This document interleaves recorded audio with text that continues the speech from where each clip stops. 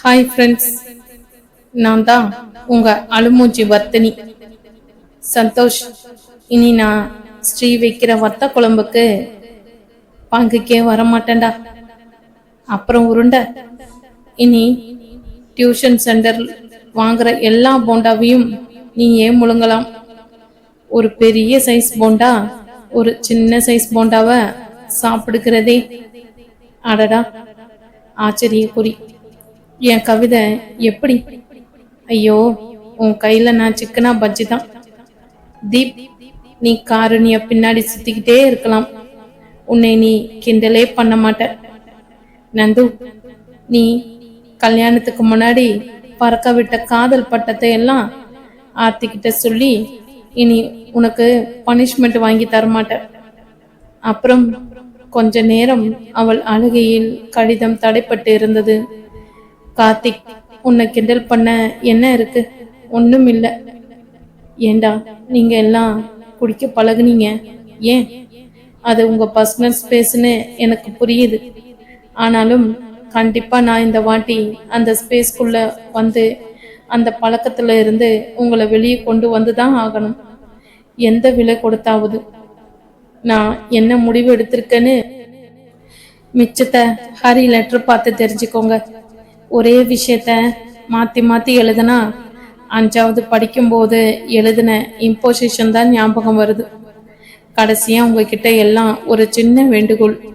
நீங்க என்னை கண்டுபிடிக்கும் போது அதிர்ஷ்டவசமா என் உடம்புல கொஞ்சம் ஒட்டிக்கிட்டு இருந்தா இனிமே நீங்க குடிக்க மாட்டேன்னு என்கிட்ட வந்து நம்ம ஃப்ரெண்ட்ஷிப் மேல சத்தியம் எடுத்துக்கோங்க. போற உயிர் கொஞ்சம் நிம்மதியா போகட்டும். ஓகே ஓகே, உங்க 5 பேருக்கும் ஒரே வேலை.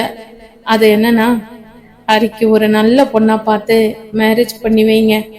அப்புறம் நம்ம அகதிகள் முகாம்ல இருக்கிற சிந்துஜா சரியா இருக்குமா கார்த்திக்? நீயே அதெல்லாம் பார்த்துக்கோ. நீ எது பண்ணாலும் அது சரியாதான் இருக்கும். பாய் ஃப்ரெண்ட்ஸ், எப்பவும் சந்தோஷமா இருக்கணும். ஹரியை பார்த்துக்கோங்க. அவள் கடிதம் முற்று பெற்று இருக்க கார்த்திக் அது மருத்துவமனை என்பதையும் மறந்து, டேய், நம்ம வர்த்தினிய நாமமே கொன்னுட்டோம்டா, நமக்காக வேணும்னே தேடி போயிருக்காடா என தலையில் அடித்து கொண்ட அல அவ்வளவு நேரம் மயக்கத்தில் இருந்த காரணியா கூட அவனின் அழுகை குரலில் எழுந்து அமர்ந்து விட்டாள். அவன் அருகே ஓடி வந்த மற்றவர்கள் ஒருவன் பின் ஒருவராய் கடிதத்தை படித்து முடிக்க ஒவ்வொருவரும் ஒவ்வொரு காரணத்தை சொல்லி என்னாலதான் என வர்த்தினியின் இந்த முயற்சிக்கு தங்கள் மேல் பழியை தூக்கி போட்டு கொண்டனர். தீபன் ஹரிக்கென வர்த்தினி எழுதிய கடிதத்தையும் வாங்கி படித்துவிட்டு துக்கம் தாங்காமல் தரையில் விழுந்து கதறி அழத் தொடங்கினான். ஒருவராய் தன்னை மீட்டு கொண்டவன் வர்த்தினி அனுமதிக்கப்பட்டிருந்த பிரிவின் உள்ளே சென்று அவள் காதின் அருகே குனிந்து, வந்துடு வர்த்தினி, திரும்ப வந்துடு. நாங்க இனி யாரும் குடிக்க மாட்டோம். சத்தியமா வர்த்தினி, நம்ம ஃப்ரெண்ட்ஷிப் மேல சத்தியமா திரும்ப வந்துடு. உனக்கு ஏதாவது ஒண்ணு ஆனா குற்ற உணர்ச்சிலேயே நாங்க எல்லோரும் போயிடுவோம். வர்த்தினி, திரும்ப வந்துடு என அழுது கொண்டே சொல்ல வர்த்தினியின் கை சுண்டு விரல் லேசாய் அசைந்தது.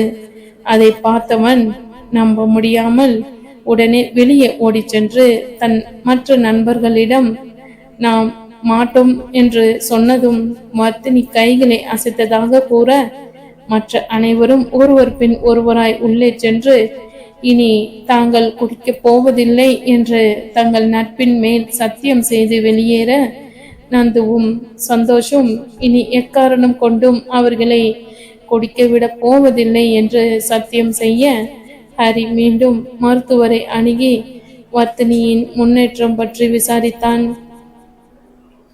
ரியாக்ட் பண்றாங்க, ஈவினிங் டயலிஸ்ட் முடிச்சுதான் மற்ற எதையும் சொல்ல முடியும் என முடிக்க ஹரியின் திடம் இன்னும் கொஞ்சம் பலப்பட்டது.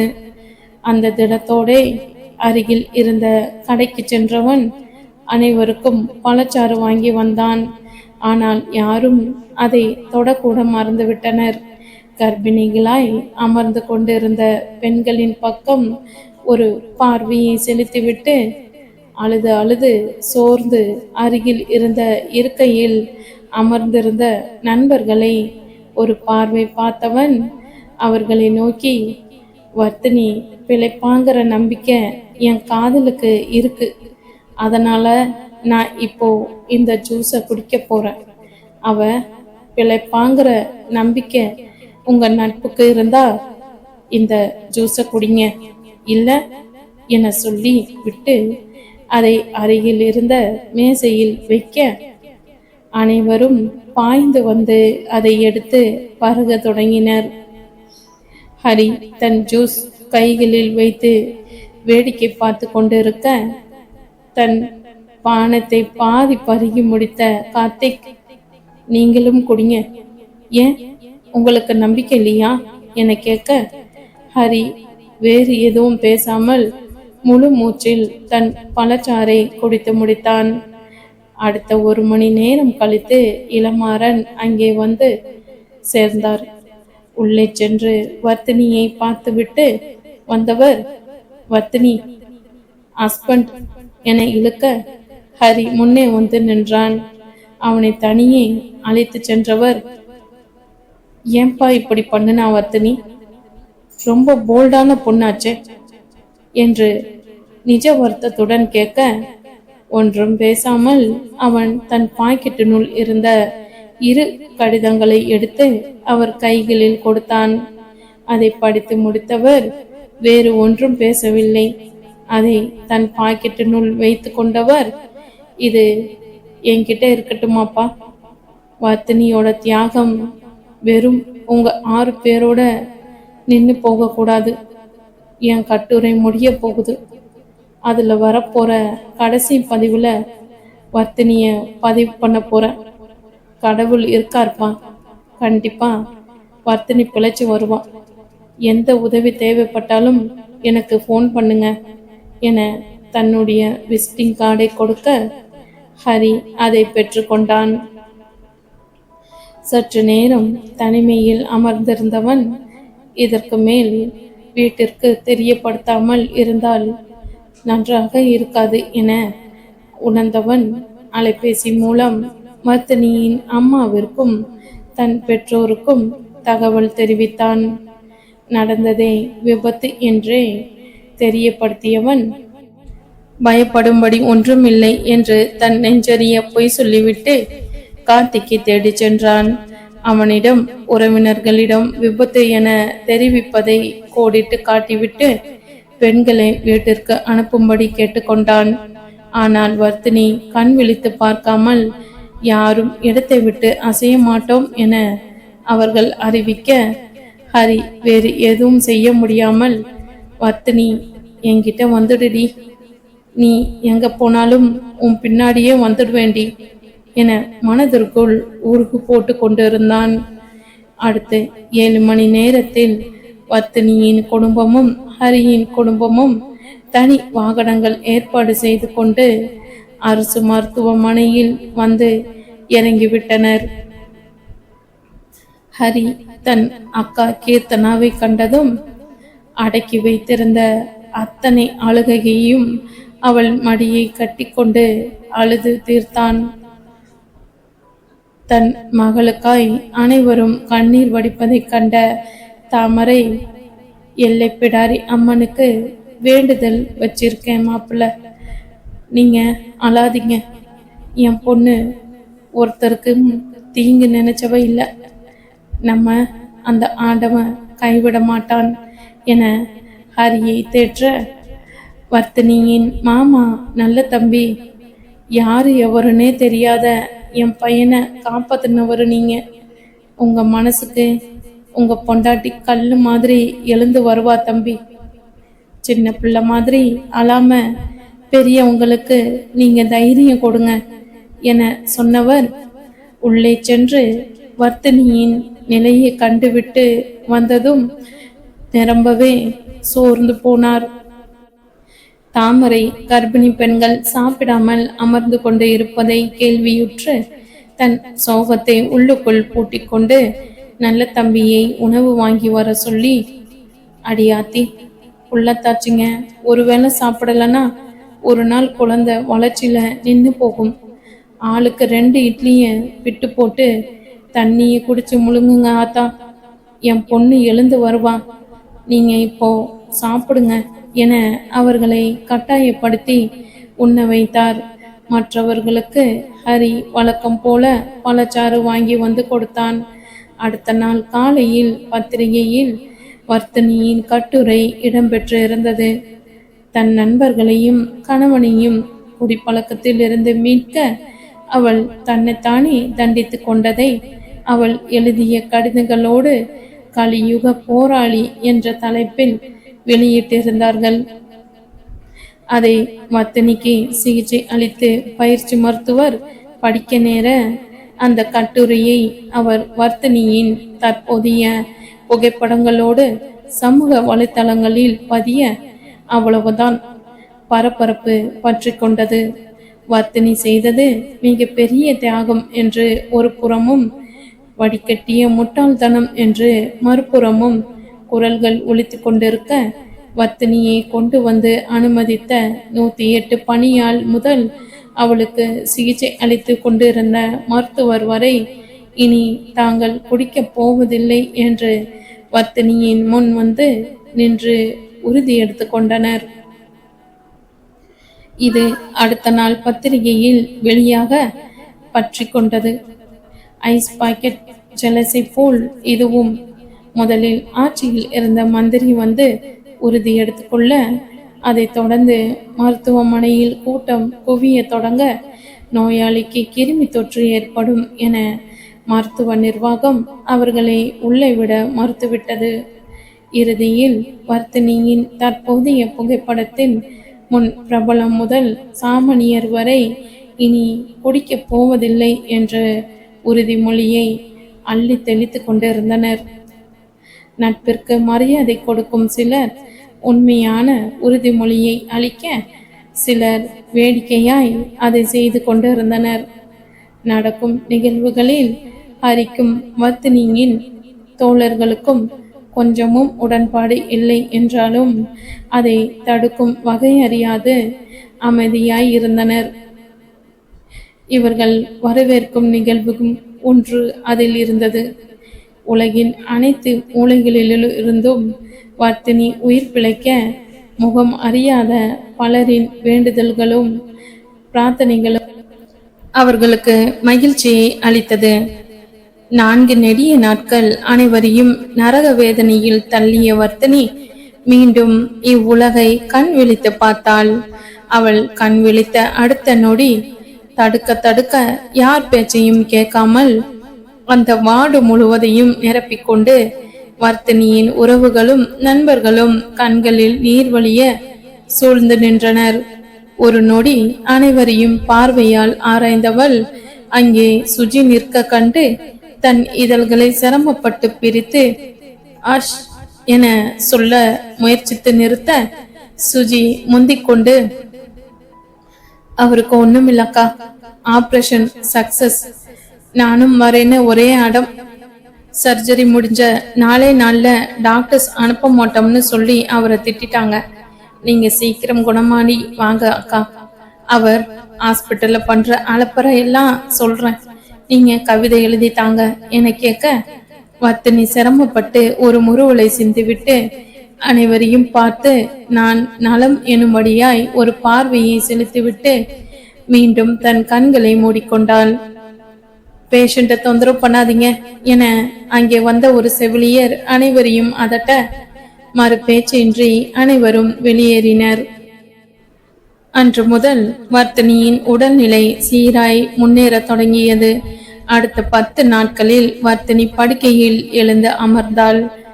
டீன் சோமநாதன், நீங்க வேணா இப்போ பிரைவேட் ஹாஸ்பிட்டலுக்கு ஷிஃப்ட் பண்ணிக்கோங்க, உங்களுக்கு கன்வீனியண்டா இருக்கும் என அறிவுரை சொல்ல, ஹரி உடனே அவளை நகரின் புகழ்பெற்ற தனியார் மருத்துவமனைக்கு மாற்றினான். அங்கே அவர்கள் வர்த்தினியோடு தங்கிக் கொள்ள அனுமதி அளித்தனர். வர்த்தினியை சுற்றி எப்பொழுதும் ஆள் மாற்றி மாற்றி இருந்து கொண்டே இருந்தது. அவள் தன் அம்மாவிடம் செல்லம் கொஞ்சினாள், நண்பர்களை கேலி செய்தாள்.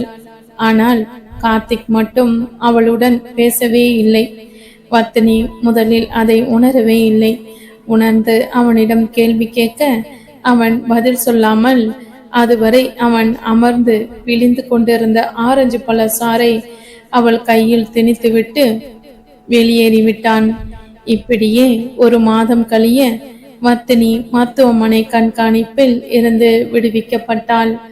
தாமரை மகளை வற்புறுத்தி தன்னோடு வந்து தங்கும்படி கையோடு அழைத்து சென்று விட்டாள். வேறு யாரும் எதுவும் சொல்ல முடியவில்லை. ஹரியும் முழு மனதோடு அவளை அனுப்பி வைத்தான். வாரம் ஒரு முறை அவள் வீட்டிற்கு சென்று அவளை கண்டு வந்தான்.